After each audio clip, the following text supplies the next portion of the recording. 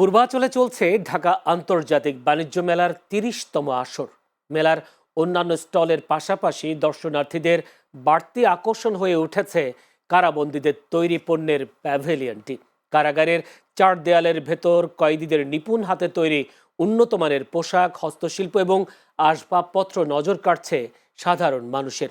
বিক্রিও হচ্ছে বেশ। কারা কর্তৃপক্ষ বলছে, কারাগার এখন আর কেবল বন্দিশালা নয়, বরং হয়ে উঠেছে সংশোধনাগার ও উৎপাদন কেন্দ্র। রূপগঞ্জ প্রতিনিধি সাজেদুর রহমানের পাঠানো তথ্যচিত্রে বিস্তারিত দেখুন প্রতিবেদনে।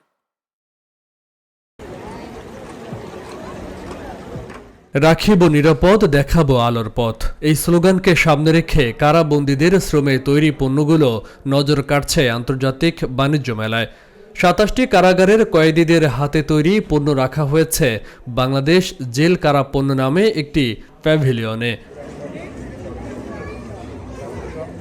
বাঁশ, বেত, প্লাস্টিক ও পাট দিয়ে তৈরি মোড়া, কুলা, ঝাড়ু, ব্যাগ, জুতা, শোপিস, কাঠের তৈরি নানা পণ্য, লুঙ্গি, গামছা সহ ৪ শতাধিক পণ্য সাজানো আছে থরে থরে। দর্শনার্থীরা এসব পণ্য ঘুরে ঘুরে দেখছেন আর পছন্দের পণ্য কিনে নিচ্ছেন।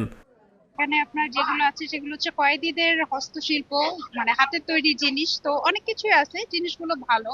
তার মধ্যে এই যে একটা জিনিস আমরা নিলাম, আর একটু ঘুরে দেখবো, যদি আর কিছু পছন্দ হয় তাহলে আমরা নিতে পারি। পণ্যগুলি কোয়ালিটিফুল এবং সবকিছুই অনেক সুন্দর। আমরা দেখেছি প্রত্যেক বছর যে আমরা কিনি, কিন্তু সেটা বাসায় নিলে খুব আনন্দ, খুশি হয়।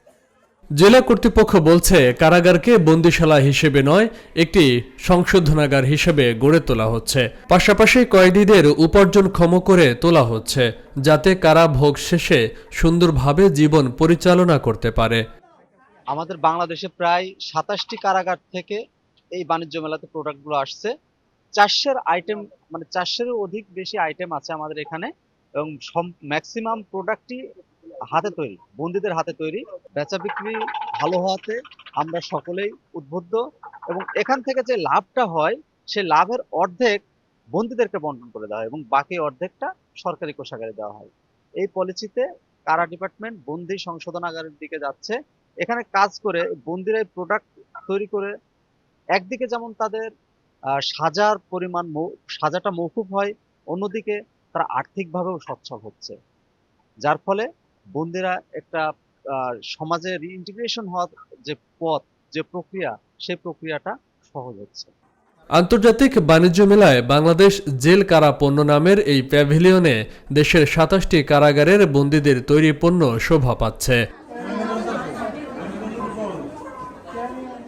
Faisal Mahmud, channel S news desk.